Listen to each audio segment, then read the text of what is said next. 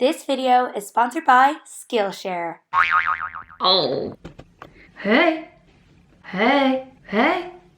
I thought in recent events of the tattle life thing that I found myself on, I'd make a video on how I stopped caring about what other people think of me. Now, I wouldn't be a complete expert on this, don't get me wrong, I still care a lot of the time. I wouldn't cry myself to sleep over it, but you know, the odd time I think, oh, everyone hates me, you know, the usual stuff. But I have kind of mastered the art of not really caring what anyone thinks and being able to continue with my life living the way I want to live it. So if you're not aware as well, the tattle life thing is like a gossip forum thing where people like go on to bitch about people, and I was on it. Anyway, most of the stuff was like irrelevant, and actually like the slagging wasn't even that good. It wasn't really attacking, not that that's an issue, but like it wasn't really getting me where it hurts. It was just like saying normals, run-of-the-mill stuff like, oh, she's such a mess, she drinks too much. Tell me something I don't know. So this is kind of like how I react to things when stuff like this happens, because obviously when you're opening yourself up on the internet like I am, I'm literally opening myself up for ostracization. I'm putting myself in a gold platter and I'm saying, ridicule me. So it obviously gets worse as like your following grows because you're opening yourself up to more people. But it still happens, like it happened to me when I didn't even do YouTube, and it happens to me in my normal day life where people just like don't like me and they haven't even met me before. So that's probably the only difference now, where people can just like curate a whole opinion of me in their head just from watching my videos and stuff, even though it's just a small snippet of me in a day, small snippet of me on the internet. I'm also editing it to make it more entertaining, so it might come across as like obnoxious or annoying because I'm making it snappy and shorter. And obviously on the internet people have shorter attention spans, so stuff has to be cut down and get to the more to the point. I read somewhere that it's an evolutionary response to have a deep-seated fear, or an inherent deep-seated fear of people disliking you, because back in the day, I don't know, hundreds of thousands of years ago, if we were excommunicated from the tribe, we would be opening ourselves up to predators and we'd be seen as prey, and you'd be less likely to defend yourself if you're on your own rather than with your tribe. So apparently that's why we have such a deep-seated fear of being disliked by people, and why we tend to like morph into each other and clone into each other. But now obviously in 2020 there's innovation, we can literally live our lives without ever having to talk to anyone and not be eaten by tigers. So yeah, people are scared that if they disrupt the status quo, there's a possibility of getting mocked or even people hating you. But even if you don't disrupt the status quo, there's still a chance of people just disliking you for absolutely no reason. And I don't know how true this is, but apparently if someone dislikes you for a characteristic trait that you have, they're just projecting what they dislike about themselves and you withhold that, or it's otherwise you hold something that they don't have and they want from you. From a really early age, I think I was taught by mostly my dad, but also my mother as well. She hates when I call her mother. My mom. So also my mom. So basically my dad, because he kind of is in the public eye, but he has a radio show and he used to be a presenter back in the day, following in his footsteps. He's taught me from a really early age that people are always going to dislike you, especially if you're in the public eye. You could literally be donating all your money to charity, you could not say anything ever offensive, so passive and so non-offensive that people actually dislike you for that even. So no matter what you do, you will be disliked regardless, so you might as well be yourself. You'll find that people do like you and you'll value that more if people like you for who you are rather than for you pretending to be someone to try please everyone. And you'll just lose yourself if you try to be someone else to please other people. It's just not fun to live your life that way at all. I've tried it before, and then you just realize that you watch back and you're like, oh my god, the only thing that's important is that you like yourself, because you're at the end of the day, like, you're gonna be alone with your own thoughts, you're gonna die alone. So imagine you're in your own coffin and you're dead, and you're like, oh my god, I'm so scarlet to be even with you, get away from me, I don't like you. So you might as well be the person that you like, and a person that you like yourself, and that you can look in the mirror and be like, you're actually, you know what, you're actually okay. And then my mom taught me, because my mom's kind of like Marmite, you either love her or you hate her.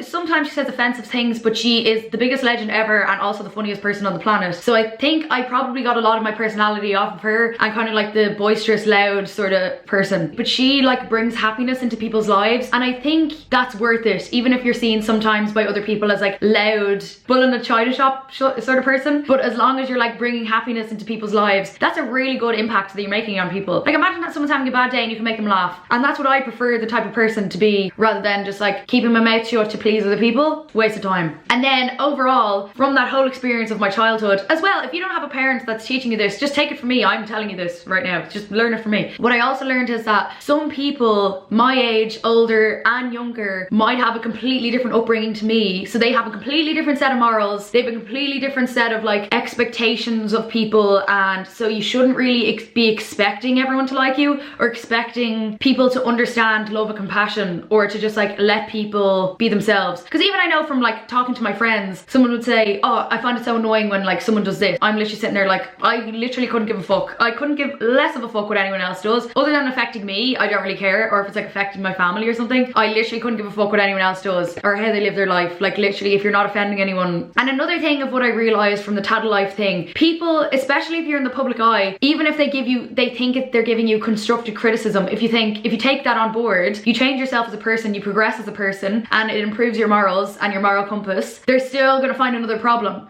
I do take constructive criticism on board. I do actually read all my comments, even if they're negative. I don't really take it to heart. If there's something actually genuinely offensive that I'm doing, I will try to fix myself, obviously, which is how I've changed a lot over the years. So it's unrealistic for people to expect me to be like exactly the same as how I was when I was 19 and then not change my opinions over time. I know that humans can be inherently hypocritical, but especially during that age when you're evolving as a person and growing up and like growing in from teenagehood to adulthood, you're obviously going to change your whole set of opinions. Like I don't think the same as what I did when I was 20 at all. And I know from the gossip forum, it was saying, I wasn't offended by any of these things, but I'm just taking it on board as like, if people are confused by my previous opinions. I made a video first when I got lip injections, and I said in the video, oh, I don't think I'd ever get them done ever again. As the years went on and I was looking at myself in the mirror every day, obviously I'm the one who has to live with myself. I make YouTube videos for a living, so I'm just like constantly looking at myself. I realized that I really wanted lip injections, and I loved how they felt and I loved how they looked on me. And then I realized when I was analysing it in my head, I wasn't getting lip injections because I was scared of people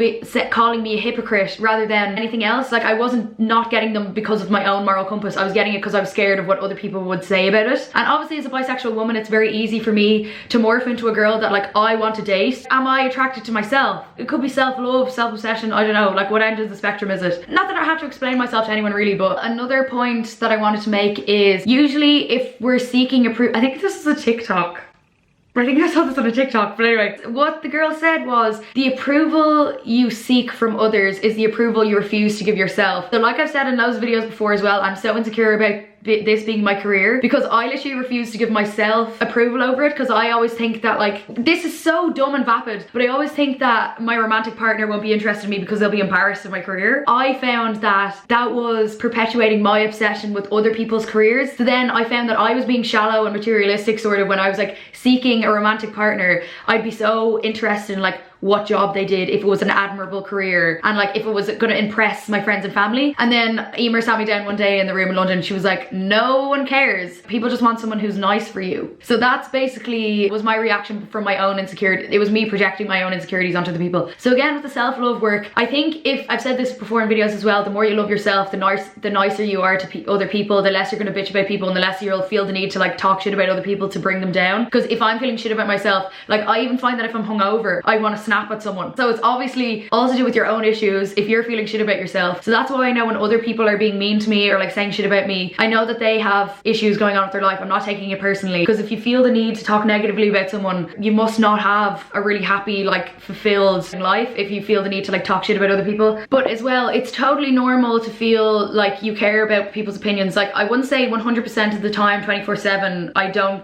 care at all what other people think of me. I do value my like close friends and family's opinions. I have a few people in my life that I really value their opinion, so I'd always trust them and what their opinions were, because we kind of think the same as well. But other than that, like I would always do things just to make myself happy and to please myself and kind of to please my future me, because I always see myself as another person. So if I'm talking to my mind, I see myself as like two different people, so I'm like talking to each other, and I feel like I kind of feel less lonely that way as well. Take everything I say with a grain of salt. If you're watching this and you're thinking, Keelin, you said this a year ago and you said this a year ago, I'm still growing as a person, I'm still learning a lot, so obviously my opinions are going to change over time. But like my main goal in life is like to learn how to be nicer to people and how to be a better person, sort of thing. So yeah, if I've ever said anything hypocritical, just like know that I've just changed as a person. I think allowing for change is like the correct direction for evolution and the progression of humanity. So it's really normal to feel insecurity sometimes, to care a lot about what people think. Otherwise, like you're probably a sociopath if you completely don't care what other people think 100% 24/7 all of the time,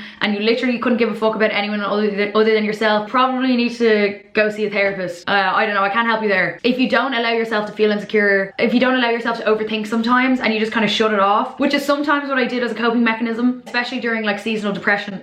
I would just try to like desensitize myself and make myself feel numb, but then you realize that you can't feel the other end of the spectrum of the emotion, so you stop feeling like jubilant. You're just like in the middle of numbness and not feeling anything, and that's a horrible feeling. Feeling numb is awful. I really don't like it. If you're ever feeling shit about yourself, just journal it out. It's usually you can find the answer within yourself rather than asking other people. Jeez, my tits actually look fucking, they're bulging out of this top today. I actually just have tracksuit bottoms on with this top. Look.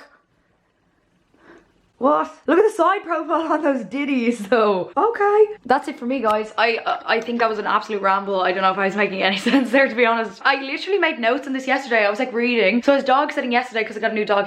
She got her shots today, so I can't show her. Yeah, I got a new dog and I was just having these absolute revelations. Playing guitar.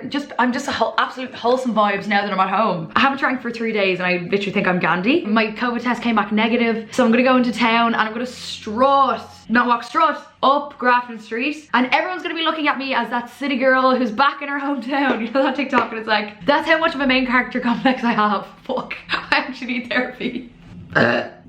Yeah, anyway, the only Tattle Life thing that like hurt my feelings was the one being like, when she broke up with her ex, she tried to play the victim or something. I was like, so true. I did have a bit of a victim mentality, but I was just being honest. Like, I was literally just being honest. I was just in my feels. Like, I couldn't help it. That's literally how I felt. I literally couldn't help it. And then another one was like, she always talks about she's over her ex but mentions it in every video. So true. So annoying. And now I'm gonna have to make a conscious effort to like try not to mention any sort of breakup in any video anymore, but I literally just did it in this one. Yeah, if you're ever feeling like that as well, if you're feeling like you're caring a lot about other people's opinions, I would try not go on Instagram for a few days. Obviously it can be really hard. You don't have to just deactivate your account like that's what me and Ellie do. It's so dramatic, literally. I think I have the self-control now where I just literally don't even click into the app. I don't need to even delete the app. I just don't click into it. And like I said, Gandhi hasn't drank in 3 days. Thanks so much for watching, guys. If you have any tips on how to stop caring what other people think, leave them in the comments. And if you've gotten this far in the video, comment this emoji.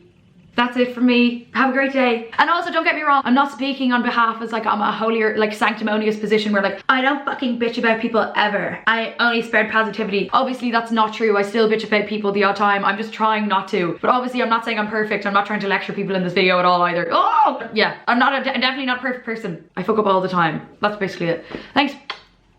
Okay, this segment of the video is sponsored by Skillshare. They've sponsored me loads of times before. Thank you so much again for paying my rent. If you're not aware already, Skillshare is an online learning community for creatives that offer a combination of video lessons and class projects that suit your schedule. So you can do them at any time because they're all pre-recorded, so you can literally do it in the middle of the night if you can't sleep, that sort of shit. For the first 1,000 people to use the link in my description, we'll get a free trial of Skillshare premium membership, but I'm pretty sure it's really affordable after that. I think it's less than $10 a month if you get the annual membership. The one I've been watching at the moment is Plants at Home, Uplift Your Spirit and Your Space, taught by Christopher Griffin, or at Plant Queen, because me and Emer would love to get some plants for the room, but I can barely look after myself, so I need to watch something to know how to look after some plants too so they don't all die. And there's loads of stuff on there, like stuff for music, business, Photoshop. There's one on how to like drawing, making jewelry. There's ones on tarot cards, loads on mental health as well. So literally anything you want to learn about, they have it. So yeah, thanks again to Skillshare for sponsoring this video. Again, if you want a free, the first 1,000 people to click the link in my bio get a free Skillshare premium membership. Thank you so much, and thanks for watching. Like this video if you liked it. Good night.